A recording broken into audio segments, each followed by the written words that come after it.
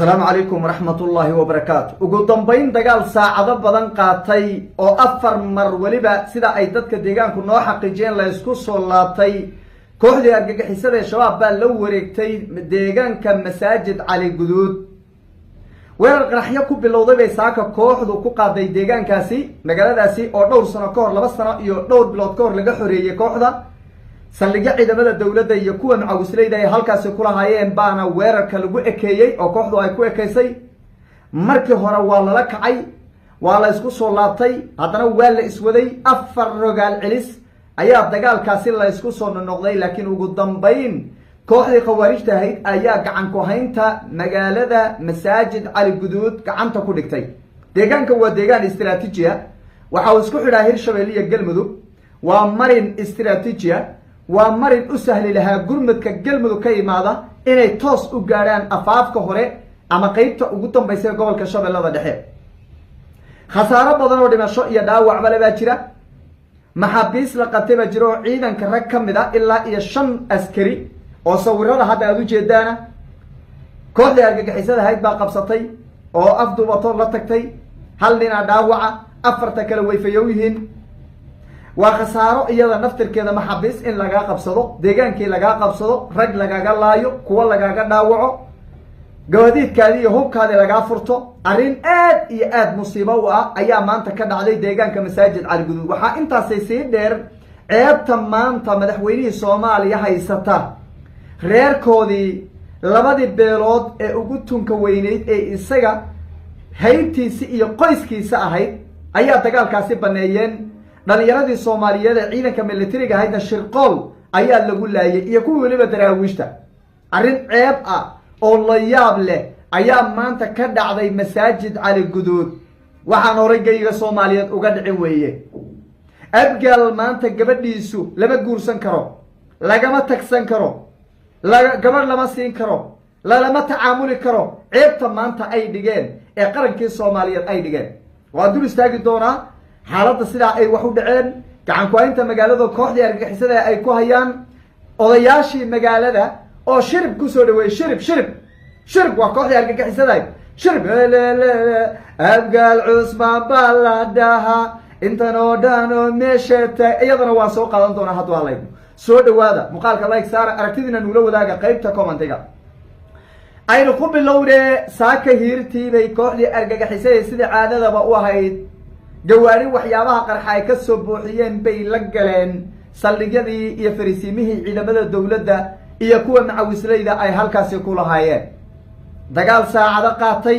in badan socday ugu dambeyn kooxdii khawaarijta ahayd gacan ku haynta magaalada ayay la wareegtay sidee ayay ku dhacday meesha ciidan ma joogin miya ha ciidan way joogeen waxa joogay ciidan aad u tiro badan oo kuwa dawladda federaalka iyo kuwa daraawiishta Hirshabeelle iyo kuwa macawisleyda ciidankan dawladdu waa dagaalameen laakiin waxa dhabar jabiyay sida ay xogtu ugu soo gaadhay ciidamadii macawisleyda halkaas ku sugnaa laba beelood oo abgaal ka tirsan oo waliba labada beelood ee ugu badan ah ayaa meesha ku sugnayd way ka dareereen markuu dagaalkii bilowday bay ka dareereen taasoo u muuqata inay garab siinayeen oo gacan siinayeen kooxan khawaarijta weerarka soo qaaday waxa aad loo hadalhayaa maanta ceebta halka ka dhacday in abgaal iyagoo madaxweynihii ah oo dalka hogaaminaya ay kooxda khawaarijta u baneeyaan oo ay dhahaan soo gala oo ciidamadoodii macawisleyda ay iskaga dareeraan saldhigyadii u baneeyaan waa arrin run ahaantii ceeb ah oo fadeexad weyn ah ummadda Soomaaliyeedna ma aysan filaynin ciidanka dawladda waxa laga soo galay baa la leeyahay oo jabiyay waa kuwa maamulka Hirshabeelle kuwa dawladda federaalka oo isgarabsanayay waxa jabiyay oo waxa weey garab baneeyay ciidankii macawisleyda dhinacii ay ku haleynayeen ayay ka dareereen kooxdii dhinaca kale ka soo galeen marka macawisleyda markii ay baneeyeen ba dhinacii kale looga soo galay ciidankii dawladda saasa lagu jabiyay walow la soo rogaal celiyay oo afar marba la isku soo laabtay laakiin ciidankii isku haleynayeen ee garab iyo gaashaanka ay wada haayeen ee la filayay in dhinacooda ay ka dagaalamayaan ayaa dhinacooda intay baneeyeen bay kooxdii u baneeyeen ay soo mareen shan askari bay nolol kula tageen oo kooxdii khawaarijta ay ka haysteen dhimasho badan iyo dhaawac badan baa jira. arrin aad iyo aad ula yaab badan baa meesha ka dhacday.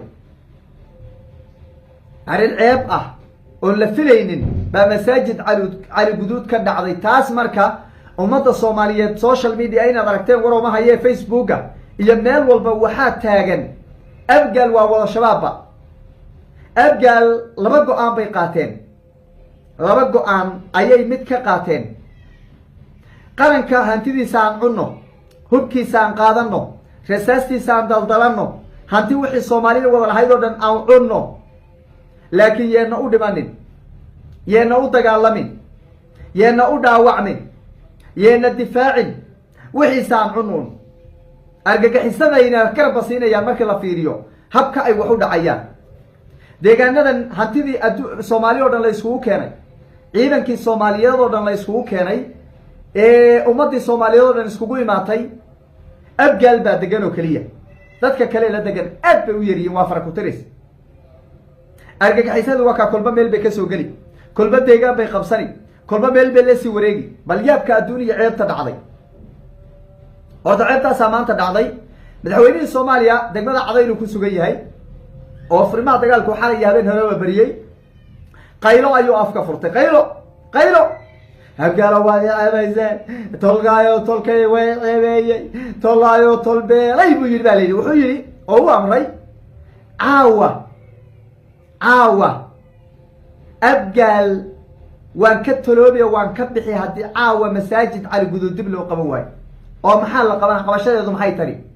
odayaashii dhaqanka magaalada joogay ayaa warbixin dhiibayoo leh nimankii wadaadadaabaa noo imaaday, nimankii wadaadadaaba. qaarna shirib bayba kusoo dhaweeyeenba. hadda shiribi wey ow, shirib bay kusoo dhaweeyeen. waa muuqaalkii hordhaceed dhegaysateen, shirib bay kusoo dhaweeyeen. war ilaahay baa inagu dhaariye, ma sidanaa wax lagu wada lahaani? war ma sidanaa qaran nooga dhaxayn? war ma sidanaa ummadda soomaaliyeed ay dhul waxa weeye ku xorayn? abgaal baa la xorayn baa laleeyahay ilaa 3 sano. dhulkii 2 sano ka hor la xoreeyey ayaa hadda dib u qabsanaya, kooxii u qabsanaya. maanta meeshan ceebta ka dhacday, laba arrimood baa anigu waan ku baaqaya. abgaal laba maamul dhexdood kuma jidha jirayaan inay mid un raacaan. oo weliba shabaab bay u badan yihiin, shabaab ay raacaan. shabaab inay raacaan iyo inay isnadifiyaan oo iscaddeeyaan wax ka dhexeeya ma jiro. caddayn kaloo maanta u dhibanna maba jiraba. nimankaas way caddaysteen warkooda. war ma waxaad aragtay gobolka shabeellada dhexe fiiri intee leeg iyo shabeellada dhexe intee leeg meeqa ciidanaa jooga? tuulo walba haddii loo qaybiyo, tuulo walba ciidanka jooga haddii loo qaybiyo 2,000 oo wiil baa ku hagaagaysa. waa tuulo walba haddii loo qaybiyo. siday ku dhacday marka? siday kooxdan kusoo galeen masaajid cali guduud ku imaadeen? waa ayaan daro inteeda leeg, waa musiibo. madaxweynihii waa ceebeeyeen, qarankii soomaaliyeed waa ceebeeyeen, ayagii waa isceebeeyeen. maanta ummadii soomaaliyeed meeshaad aragtay dhibeen. masaajid cali guduud waa deegaan istiraatiiji ah, waa deegaan isku xidha galmudug iyo hirshabeelle, waa deegaan gurmadka waxa weye dhinacyada imaan lahaa ee firimaha gaari lahaa waxa weye uu soo maro. kooxdii haddii la wareegtay cinadeedu waxa weeye xaggaana wax usoo gudbi kara male, xaggana wax usoo gudbi kara male. bal hayaan darada inteeda leeg. abgaal marka anigu waxaan leehay gabadhooda lama guursan karo oo wiilkooda gabadh lama siin karo. maanta waxa haysta ceebta maanta ummadda soomaaliyeed ay dhigan. waxaasaa iga keenaya khawaarijta in la laayo oo lala dagaalamo ayuu go-aankeenu ahaa. inaan dhulka la xoreeyaa go-aankeenna ahaa. ummadda soomaaliyeed oo dhan baa isku raacday. madaxweynihiini baa furimaha waxa weye soomaaliyeed oo abgaal kasoo jeedaha soomaali qabiil bay isku fahamtaayaya furimaha dagaalka jooga. waay say ku dhacday masaajid cali guduud in dib loola wareego? say ku dhacday in maanta lagu gorgortamo intaas dhowr iyo 10 deegaan ay kooxda wiiga gudaha ay la wareegaan, bil gudaheed ay la wareegaan? waa ayaan daro marka inteeda leeg. ummaddii soomaaliyeedna waa shirqooleen oo dhibaatay u horseedeen. iyagiina waka wiilalkaa hadda la watay, ninka dhintay baa roone, nimankaa hadda la watay fiiri adug iyagoo dagaalamaya la watay. bal nimankaa iyagoo dagaalamaya la watay eeg adug, ilaahay baa inagu dhaariye. maxay ku dhacday? war maxay ku dhacday? waa ayaan daro inteeda leeg. masaajid cali guduud waxba yaana weli nagu daalinine. argagixisadii baa gacanta ku dhigtay. ciidamadii beelaha abgaal ee macawisadeeda loo yaqaanay baa u baneeyey. kuwii dowladdana waa la shirqoolay. 5 askari baa laga watay. askar badanna waa dhanteen. qaar kalena waa dhaawac deegaankiina gacanta lagaga dhigay xaaladuna way qasan tahay madaxweynihiina dhiikar intuu ku dhacay wuxuu yidhi caawa haddaan la qabanin caawa ilaa galabta haddaan masaajid caliguud aan la qabanin aniga wuxuu yidhi waan toloobayaa waaban walaanayaaba halkaasuu xaalkii marhayaa waynu eegi doonaa